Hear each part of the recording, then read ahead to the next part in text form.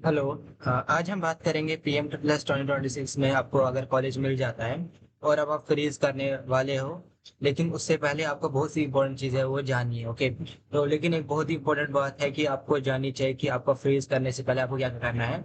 आपका maintenance allowance जो आपको 1 लाख आता है वो कब आएगा, और आपको फिर उससे जो मैंने सुना बहुत लास्ट ईयर स्टूडेंट जो थे, लास्ट के 4-5 ईयर स्टूडेंट्स, उनको ये प्रॉब्लम्स होती है।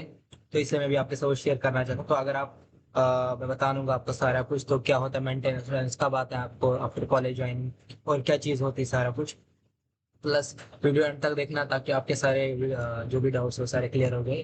प्लस आप भी वो गलतियां ना करें जो लास्ट ईयर स्टूडेंट्स कर रहे हो। ओके, तो चलिए समझते फुल डिटेल्स में। तो सबसे पहले समझते हैं कि मेंटेनेंस कब आता है। तो पीएम प्लस एनएसपी, जो पीएम प्लस जो एनएसपी के अंडर आता है, और पीएम प्लस जो उसके अंडर एनएसपी के अंडर अब माइग्रेट हो चुका है। तो इसलिए स्कॉलरशिप पेमेंट जो है वो बहुत डिले हो गया है। ओके, तो जैसे मैं आपको बता रहा हूँ, जो भी दिस ईयर जैसे जो भी स्टूडेंट इस साल जो सिलेक्ट हो गए, जैसे आप एग्जांपल लीजिए आपका फर्स्ट राउंड में स्टूडेंट जो अगस्त, एग्जांपल लीजिए अगस्त सितंबर अक्टूबर में आप सारे सिलेक्ट हो जाते हैं।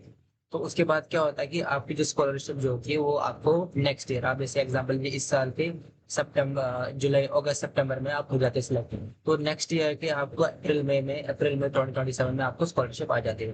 तो समझ लीजिए आपको नियरली 6-7 महीने जो होता है खुद ही रहना पड़ता है। तो बात करते हैं कि पेमेंट कैसे आएगी।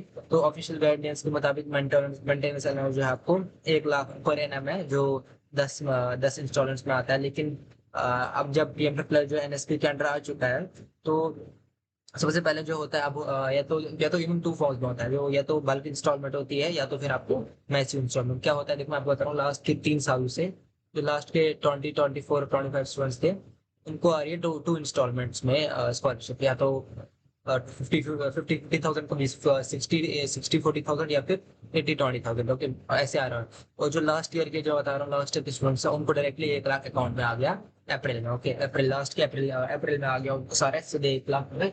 अप्रैल अप्रैल के और मई के बीच में आ गया उनको सारे अकाउंट जो है अमाउंट जो है अपने अकाउंट में। ओके, तो अब क्या होता है कि एनएसपी के माइग्रेशन की वजह से डिले बहुत ज्यादा हो रहा है। तो अभी बात करते हैं अब ऐसे डिले क्यों हो रहा है। क्योंकि पीएम प्लस अब नेशनल स्कॉलरशिप के थ्रू प्रोसेस करता है, और जिसमें वेरिफिकेशन चेन बहुत लंबी है। क्या अब इसमें क्या होता है कि वेरिफिकेशन करना जरूरी है। जैसे था डी डुप्लीकेशन प्रोसेस जो होता है पीएम प्लस में, तो उसमें क्या होता है कि आपको पहले इंस्टीट्यूट वेरिफिकेशन होती है, उसके बाद डिस्ट्रिक्ट और स्टेट वेरिफिकेशन होती है, उसके बाद फिर मिनिस्ट्री जो सैंक्शन करती है, उसके बाद फिर आपका पीएफएमएस प्रोसेस जो है वो चालू हो जाता है। ओके, और हर लेवल में टाइम लगता है, इसलिए पेमेंट जो बहुत बहुत ज्यादा डिले होती है। ओके, तो फाइनेंशियल ईयर एंड जैसे मार्च के करीब PFMS maximum pending files clear करता है, इसलिए अप्रैल मई में आपकी जो है स्कॉलरशिप आ जाती है। तो अब मैं बात बता रहा हूँ तो आपको क्या करना चाहिए। तो देखिए, आप अगर फ्रीज कर रहे हो, लेकिन सिर्फ तभी जब फ्रीज तभी आप करो जब आप अफोर्ड कर पाओगे। ओके, अगर आप अपनी पॉकेट से हॉस्टल मेस रेंट और डेली एक्सपेंस जो है 8-9 महीने तक उठा सकते हो, तभी आप जो है वो कॉलेज चूज करो। क्योंकि देखो आपको कॉलेज बहुत ज्यादा मैटर करता है। आप यहाँ कॉलेज में जाओगे तो आपको हर कॉलेज आपको हॉस्टल रहना पड़ता है, क्योंकि 1 लाख जो आपको बाद में मिलता है अप्रैल में। तब तो आपको खुद अपनी जेब से भरना पड़ेगा। और जो अपने जेब से भरोगे उसमें आपका जैसे रेंट, रहना, खाना पीना, मेस, इसके बाद ट्रैवल, तो ये सारी चीजें, तो ये चीजें आपको याद रखनी पड़ेगी। और कुछ कॉलेज भी प्लस स्टूडेंट्स को फ्री कंसेशन देते हैं, लेकिन ये गारंटी नहीं होती। देखिए, कुछ कुछ में होता है, मैंने देखा। तो कुछ कॉलेज में क्या होता है कि जो उनका हॉस्टल होता है हॉस्टल की वो चार्ज नहीं करते, बोलते जो आप आपको मेंटेनेंस लॉस आएगा तब हमें पे कीजिएगा। लेकिन हर किसी कॉलेज में नहीं होता। मैं 99% कॉलेज में ऐसा नहीं होता। कुछ कुछ मतलब 1 to 5-6 कॉलेज है जैसे जहाँ ये चीज हो रही है। ओके, तो बात याद रखे कि तो अगर आप अफोर्ड कर सकते हो 6-7 महीने बिना स्कॉलरशिप के, 1 लाख के जो आपको बिना जो अप्रैल में आएगी आपको, तो तभी जाइए।